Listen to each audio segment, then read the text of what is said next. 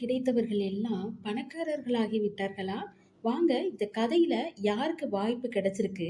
அவங்க எப்படி அத பயன்படுத்தி பணக்காரர் ஆகியிருக்காங்க அப்படிங்கிறத நம்ம பார்க்கலாம். ஒரு ஊர்ல ஒரு முதியவர் இருக்காருங்க. அவருக்கு பார்த்தீங்கன்னா, ஒரு பையன் இருக்கான். அம்மா இல்ல அப்படின்னு சொல்லிட்டு அந்த பையனுக்கு ரொம்பவே செல்லம் குடுத்து வளர்த்துருக்காரு. படிப்பும் பார்த்தீங்கன்னா, அந்த பையன் கொஞ்சம் சுமாராவே படிச்சுக்கிட்டே இருந்திருக்கான். கடைசியாக படிப்பு முடிச்சுட்டு வேடிக்கை பார்த்துக்கிட்டு, ஊர சுத்திக்கிட்டு, இப்படியே அவனோட வாழ்க்கைய வந்து வாழ்ந்துகிட்டு இருக்கான்.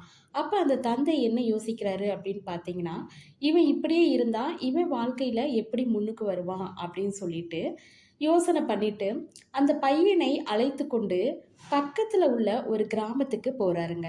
அந்த கிராமத்துல வரவேற்கும் விதமாக ஒரு பெரிய ஆலமரம் இருக்கு. அந்த ஆலமரத்துக்கு அடியில 3 பிச்சைக்காரர்கள் உட்கார்ந்திருக்காங்க. அந்த 3 பேரும் பிச்சை எடுத்து அவங்களுடைய வாழ்க்கையை ஓட்டிக்கொண்டு இருக்கிறாங்க. இந்த பையன்கிட்ட அந்த தந்தை என்ன பண்றாருன்னா, ஒரு பை நிறைய அவங்க வீட்டில் உள்ள பணத்தை எடுத்து வர சொல்றாரு. அந்த பையனும் அந்த பைய வச்சுக்கிட்டு அந்த ஸ்டோன் பெஞ்ச்ல உட்கார்ந்திருக்கான். அப்ப என்ன ஆகுதுன்னு பார்த்தீங்கன்னா, முதல் பிச்சைக்காரனை போயி அந்த தந்தை பார்த்து அந்த பையன்கிட்ட கையில் அள்ள முடியிற அளவுக்கு பணத்தை கொடுத்து அவருக்கு கொடுக்க சொல்றாங்க. அப்ப அந்த பையன் பார்க்குறான், அப்பா என்ன லூசா? ஏன் இந்த பணத்த இவ்வளோ பணத்த இந்த பிச்சைக்காரனுக்கு குடுக்க சொல்றாரு? அப்படின்னு சொல்லிட்டு யோசனை பண்ணிக்கிட்டே அந்த பிச்சைக்காரங்க கிட்ட குடுக்குறான். அப்புறம் இன்னொரு பிச்சைக்காரன் பக்கத்துல உட்கார்ந்திருக்கான். அவனுக்கும் அதே மாதிரி கை நிறைய பணத்தை அள்ளி கொடுக்குறாங்க. 3வதா ஒரு பிச்சைக்காரன் உட்கார்ந்திருக்கான். அவனுக்கும் கை நிறையா அந்த பணத்தை அள்ளி கொடுக்குறாங்க.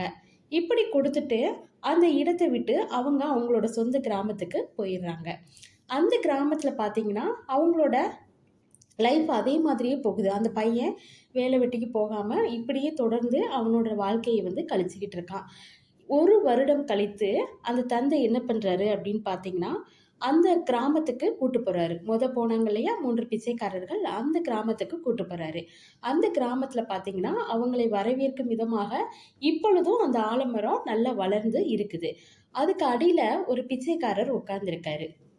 அந்த தந்தை அந்த மகனுடன் போயிட்டு அந்த பிச்சைக்காரரை பார்த்து கேட்குறாரு, "ஐயா என்னை தெரிகிறதா?" அப்படின்னு சொல்லிட்டு. "சாமி உங்கள எப்படி தெரியாம இருக்கும்? நீங்க தானே எனக்கு கை நிறைய பணத்த குடுத்தீங்க. நீங்க கொடுத்த பணத்த வச்சு தான் நானு 3 மாசம் வேலைக்கு எங்கேயும் போகாம, உட்கார்ந்த இடத்துலயே யார்கிட்டயும் பிச்சை எடுக்காம நான் சாப்பிட்டுக்கிட்டேன். உங்கள மறக்க முடியுமா?" அப்படின்னு சொல்லிட்டு அந்த பிச்சைக்காரரு சொல்றாரு. உடனே அந்த தந்தை சொல்றாரு, "மீத 2 பிச்சைக்காரர்கள் இருந்தாங்களே, அவங்கள எங்க?" அப்படின்னு சொல்லி கேட்குறாரு. அப்ப அந்த பிச்சைக்காரர் சொல்றாரு, "அதோ தெரியுதே ஒரு பெரிய மாளிகை. அந்த இடத்துல போய் நீங்க அவர விசாரிங்க" அப்படின்னு சொல்றாரு. சரின்னு சொல்லிட்டு இவரும் அந்த மாளிகைக்கு பக்கத்துல போறாரு. போய் பார்த்தா தான் அங்க ஒரு பிரம்மாண்டமான ஒரு ஐஸ்கிரீம் கடை இருக்கிறத பார்க்குறாரு. அந்த கடையில இருந்து ஒருத்தவர் நல்ல கோட் ஷூட்லாம் போட்டு வெளியில வேகமா ஓடி வர்றாரு. இவர பார்த்த உடனே, "ஐயா வணக்கம். என்ன தெரியுதா?" அப்படின்னு சொல்லிட்டு கேட்குறாரு. இவரு, "இல்ல உங்கள தெரியல. நீங்க யாரு?" அப்படின்னு சொல்லிட்டு அந்த ஐஸ்கிரீம் கடை ஓனர் கிட்ட கேட்குறாரு. அப்ப அவர் சொல்றாரு, "1 வருஷத்துக்கு முன்னாடி இந்த மரத்துக்கடியில நாங்க பிச்சை எடுத்துக்கிட்டு இருந்தோம். நீங்க வந்து எங்களுக்கு பணம் குடுத்தீங்களே, உங்களால தான் நானு இந்த அளவுக்கு வளர்ச்சியாகியிருக்கேன் என்னோட வாழ்க்கையில.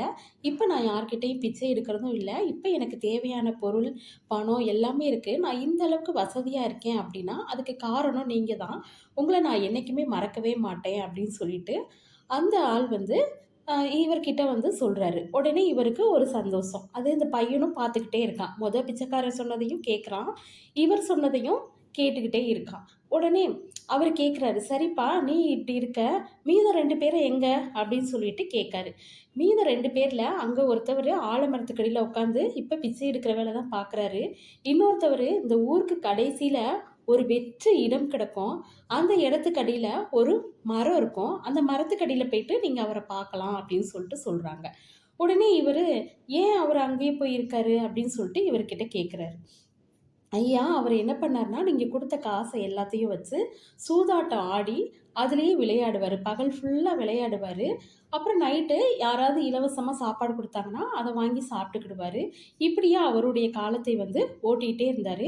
கடைசியாக நீங்க குடுத்த அவ்வளவு பணமும் பார்த்தீங்கன்னா, காலியாயிடுச்சு. இப்ப அவரு அதையே நெனச்சுக்கிட்டு அந்த இடத்துல உட்காந்துட்டு இருக்காரு. பகல்ல ஃபுல்லா பார்த்தீங்கன்னா, இப்பயும் யாராவது பிச்சை குடுத்தாங்கன்னா, அத வச்சு சூதாட்டம் ஆடுவாரு. அதுக்கப்புறம் இரவு யார்ட்டயாவது சாப்பாடு வாங்கி சாப்பிட்டுட்டு அதே இடத்துலயே உட்காந்துருப்பாரு அப்படின்னு சொல்றாங்க. உடனே இவரு சரின்னு சொல்லிட்டு அவர்கிட்ட நன்றி சொல்லிட்டு அந்த இடத்த விட்டு கிளம்பி அவங்களோட சொந்த ஊருக்கு போயிடுறாங்க. அப்ப அவங்க அப்பா வந்து அந்த பையன்கிட்ட சொல்றாரு, "மகனே, இப்போ பாத்தியா நீ? நம்ம 3 பேருக்கும் சரிசமமா பணம் குடுத்தோம். ஆனா, அதுல ஒருத்தவர் மட்டும் அவருடைய அந்த லைஃப்ப வந்து ஸ்டார்ட் பண்றதுக்கு ஆரம்பிச்சுட்டாரு. மகிழ்ச்சியா வாழ்றாரு.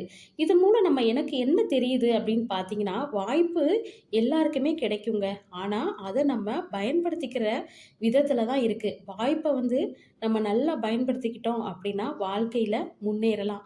அதே மாதிரி வாய்ப்பை பயன்படுத்தாம இருக்கிறது போதும் அப்படின்னு சொல்லிட்டு நம்ம இருந்தோம்னா, அந்த 2 பிச்சைக்காரர்களைப் போல நம்மளோட லைஃப்பும் பார்த்தீங்கன்னா, கேள்விக்குறியா ஆகும் அப்படின்னு சொல்லிட்டு அந்த பையன்கிட்ட அவர் சொல்றாரு.